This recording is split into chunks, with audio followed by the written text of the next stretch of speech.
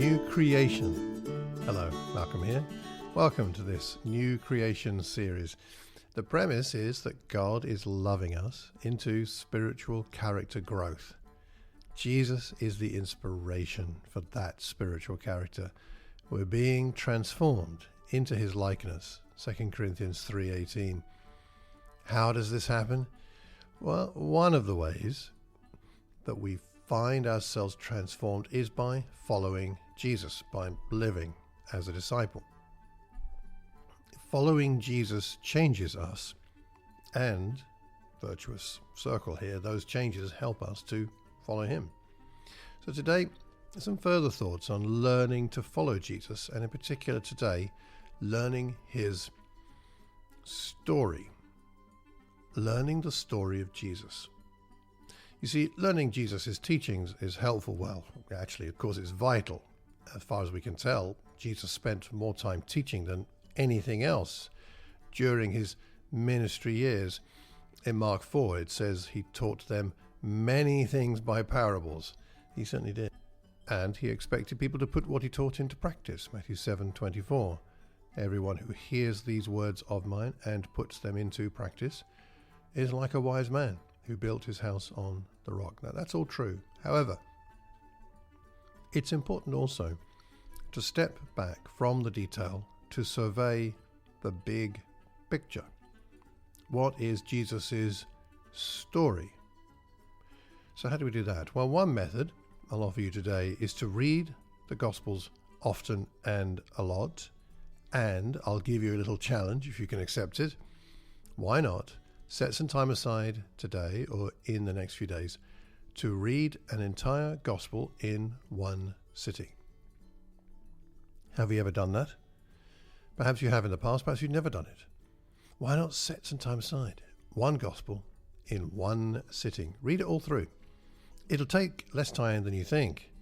For example, reading the Gospel of Mark, which is the shortest of the Gospels, will take you less time than watching an average movie. In fact, depending on your reading speed, it might take less time than say, just one Netflix episode. So set some time aside and decide I'm going to read, let's say, the Gospel of Mark, to look at the story of Jesus. And as you do so, ask yourself how Jesus feels about God and people as he interacts with them. Some of the time you will see it recorded how he felt. Other times you'll have to use your imagination. But use your imagination because it will help you to see into the story of Jesus. Have a look at the questions he asks people. Look at his genuine curiosity. Perhaps you might like to ask yourself as you read, what questions might he ask me? Or even as he asks these questions of people, is he also asking me a similar question? This is the way you get into reading a gospel and really get into what's going on with Jesus. What is his story? Also, before you start, do yourself a favor and create the conditions that will help you with this. We're talking about finding a comfortable chair, turning off the phone, that kind of thing. If you've got a favorite spot for reading in your house or wherever you live, go there, or perhaps outside if it's better for you. What do you do if your mind wanders? Well, you could try reading out loud. Of course, it might depend on where you are, but why not read out loud? Or even take your Bible and walk around your house while reading. I mean, be careful where you walk and what might be in your way, but that can help concentration. Or maybe one of the things I do sometimes is listen to an audio Bible while following along with the text.